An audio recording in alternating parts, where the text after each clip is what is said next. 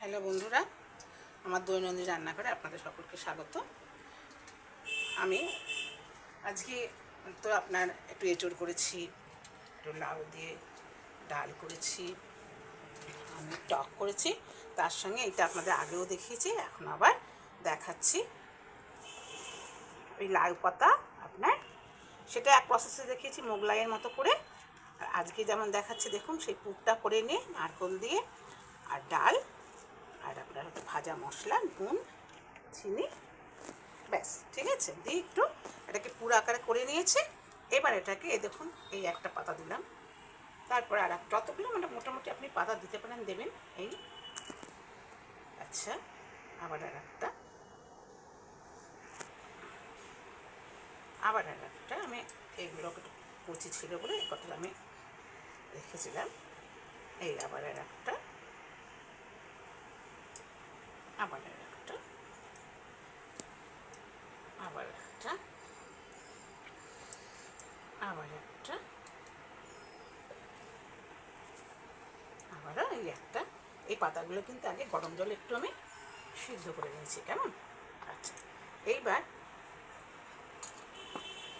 এইটাকে পুরটাকে এই মাঝখানটায় আমি সমানভাবে যতটা পর্যন্ত আছে আর কি পাতাটা, ছোট হলে ছোট, বড় হলে পাতা বড়, যেমন আপনার থাকবে আর কি সেইভাবে করবেন, কিন্তু পুরো পাতাটার মধ্যে কিন্তু এইভাবে দিয়ে নেবেন, কেমন?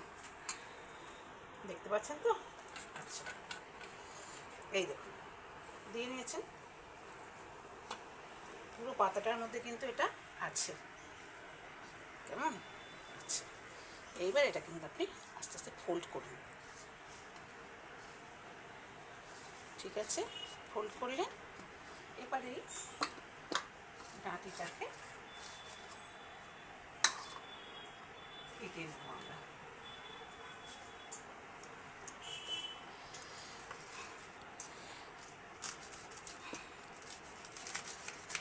ডাঁটিগুলোকে কেটে নিই, ঠিক আছে? এবার এটাকে এইভাবে কেটে নিই, এইভাবে। হ্যাঁ, কেটে আমি এক্ষুনি ফিরে আসছি। এই দেখুন বন্ধুরা, এরকম পিস পিস করে কেটে নিয়েছি, কত সুন্দর লাগে দেখতে, তাই না? আচ্ছা, এইবার আমরা যেমন ফ্রাই করব, এবার এইভাবে বসিয়ে দিই, তাহলে একটা একটা করে আলাদা আলাদা করার থেকে এবার কিন্তু ভাজ করে করলে সুবিধাও হয়, আর বেশ অনেকটা জায়গা নিয়ে কিন্তু মশলাটা দিয়ে করলে খেতেও কিন্তু বেশি ভালো হয়। এটাকে আস্তে আস্তে ফ্রাই হতে হতে আমি ফিরে আসবো। বা যাই হোক, আপনার এইভাবে কিন্তু করে খাবেন, দেখবেন কত সুন্দর খেতে লাগে। তাহলে পুরটার মধ্যে কিন্তু একটু মুগের ডাল কিংবা একটু মটর ডাল দিয়ে, আর আপনার একটু আদা, একটুখানি আপনার টমেটোর একটু দেন, সস দিলে ভালোই লাগবে, খারাপ লাগবে না, না দিলেও চলবে। একটু টমেটো কুচু কুচু করেও দিয়ে দিতে পারেন, খেতে ভালো লাগবে। আর হচ্ছে নুন, চিনি আর একটু ভাজা মশলা দিয়ে পুরটা কিন্তু একটু বেশ সামান্য 1 চামচ, মানে চায়ের চামচে 1 চামচ তেল দিয়ে একটু নেড়ে নেবেন, বেশি নাড়বেন না কিন্তু, কেমন? তাহলে কিন্তু টাইট হয়ে যাবে। তো আমি এই কটা ভেজে আপনাদের দেখিয়ে দিচ্ছি, তখন ভালো লাগবে কিন্তু খেতে। আর বললাম যে সমস্ত খাবারের সঙ্গে একটু আলাদা রকম খেলে ভালো লাগে, নিরামিষই হোক আর আমিষই হোক, তাই না? খুব ভালো লাগে কিন্তু।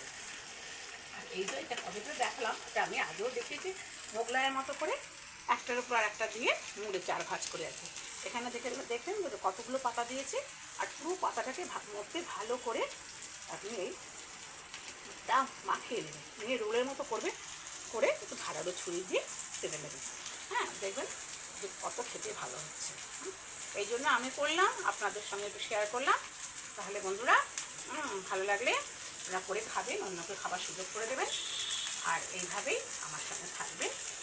তাহলে আমি আপনাদের দ্বারা উৎসাহিত হয়ে এক একদিন এক এক রকম একটু আলাদা রান্না করে দেখানোর চেষ্টা করবো। সবাই ভালো থাকবেন, ভগবানের কাছে জানাই আপনার যেন যে যেখানে আছে সে সেখান থেকে যেন আরও থেকে আরও ভালো হয়ে এগোতে পারে। এই বলে আমি শেষ করছি আজকের ভিডিও। জয়গুরু।